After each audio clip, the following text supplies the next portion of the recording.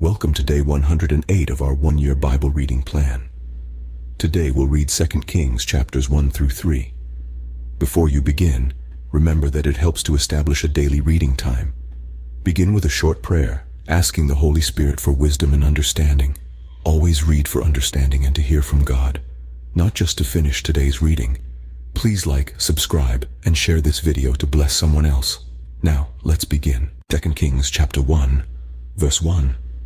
After Ahab's death, Moab rebelled against Israel. Now Ahaziah had fallen through the lattice of his upper room in Samaria and injured himself. So he sent messengers saying to them, "Go and consult Baal-zebub, the god of Ekron, to see if I will recover from this injury." But the angel of the Lord said to Elijah the Tishbite, "Go up and meet the messengers of the king of Samaria and ask them, is it because there is no God in Israel that you are going off to consult Baal-zebub, the god of Ekron?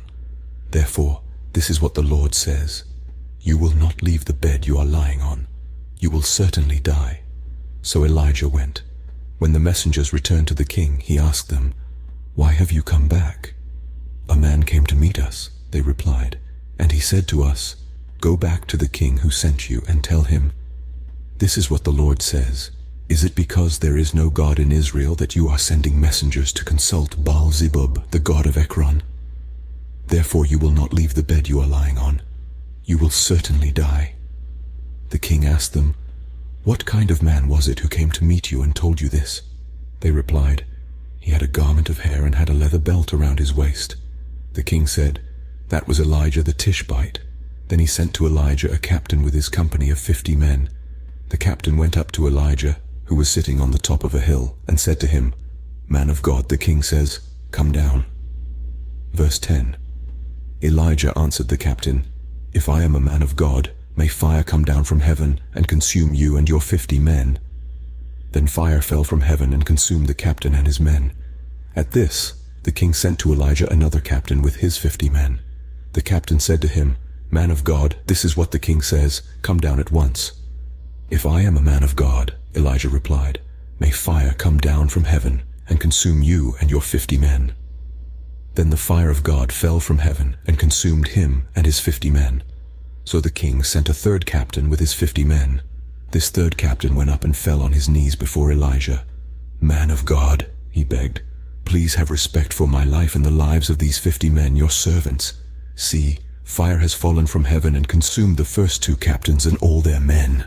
But now have respect for my life." The angel of the Lord said to Elijah, "Go down with him. Do not be afraid of him." So Elijah got up and went down with him to the king. He told the king, "This is what the Lord says. Is it because there is no God in Israel for you to consult that you have sent messengers to consult Baal-zebub, the god of Ekron? Because you have done this, you will never leave the bed you are lying on. You will certainly die." So he died, according to the word of the Lord that Elijah had spoken. Because Ahaziah had no son, Joram succeeded him as king in the 2nd year of Jehoram son of Jehoshaphat king of Judah. As for all the other events of Ahaziah's reign, and what he did, are they not written in the book of the annals of the kings of Israel? 2 Kings chapter 2, verse 1. When the Lord was about to take Elijah up to heaven in a whirlwind, Elijah and Elisha were on their way from Gilgal. Elijah said to Elisha, "Stay here, the Lord has sent me to Bethel." But Elisha said, "As surely as the Lord lives and as you live, I will not leave you." So they went down to Bethel. The company of the prophets at Bethel came out to Elisha and asked, "Do you know that the Lord is going to take your master from you today?" "Yes, I know," Elisha replied, "so be quiet." Then Elijah said to him, "Stay here, Elisha. The Lord has sent me to Jericho." And he replied, "As surely as the Lord lives and as you live, I will not leave you." So they went to Jericho. The company of the prophets at Jericho went up to Elisha and asked him, "Do you know that the Lord is going to take your master from you today?" "Yes, I know," he replied, "so be quiet." Then Elijah said to him, "Stay here. The Lord has sent me to the Jordan." And he replied, "As surely as the Lord lives and as you live, I will not leave you." So the two of them walked on. 50 men from the company of the prophets went and stood at a distance, facing the place where Elijah and Elisha had stopped at the Jordan. Elijah took his cloak, rolled it up and struck the water with it. The water divided to the right and to the left, and the two of them crossed over on dry ground.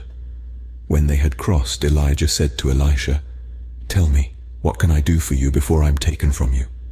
"Let me inherit a double portion of your spirit," Elisha replied. Verse 10. "You have asked a difficult thing," Elijah said. "Yet if you see me when I am taken from you, it will be yours. Otherwise, it will not." As they were walking along and talking together, suddenly a chariot of fire and horses of fire appeared and separated the two of them, and Elijah went up to heaven in a whirlwind. Elisha saw this and cried out, My father, the chariots and horsemen of Israel!" And Elisha saw him no more. Then he took hold of his garment and tore it in two.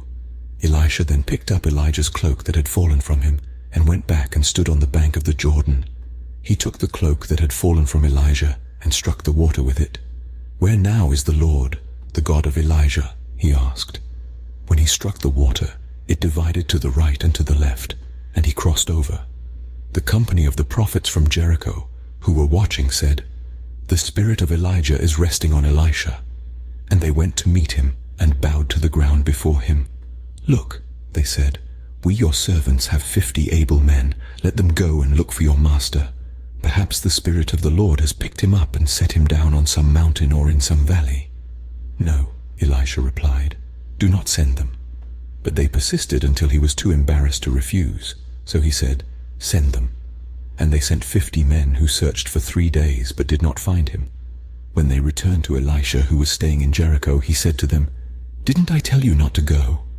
The people of the city said to Elisha, "Look, our Lord, this town is well situated, as you can see, but the water is bad and the land is unproductive."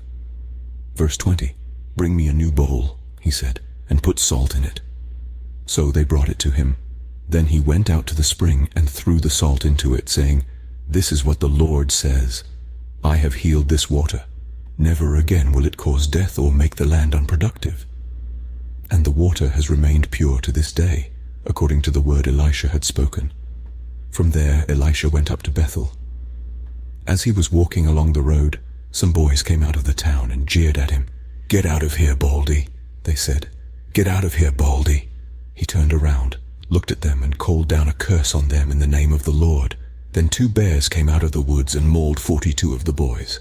And he went on to Mount Carmel, and from there returned to Samaria. 2 Kings chapter 3, verse 1.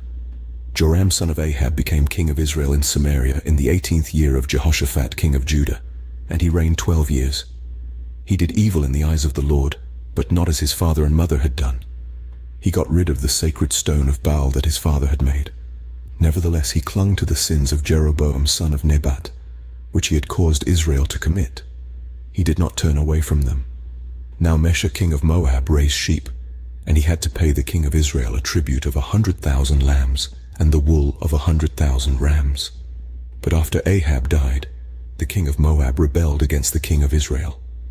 So at that time, King Joram set out from Samaria and mobilized all Israel. He also sent this message to Jehoshaphat king of Judah: "The king of Moab has rebelled against me. Will you go with me to fight against Moab?" "I will go with you," he replied. "I am as you are, my people as your people, my horses as your horses." "By what route shall we attack?" he asked. "Through the desert of Edom," he answered. So the king of Israel set out with the king of Judah and the king of Edom. After a roundabout march of 7 days, the army had no more water for themselves or for the animals with them. Verse 10. "What?" exclaimed the king of Israel. "Has the Lord called us 3 kings together only to deliver us into the hands of Moab?" But Jehoshaphat asked, "Is there no prophet of the Lord here, through whom we may inquire of the Lord?"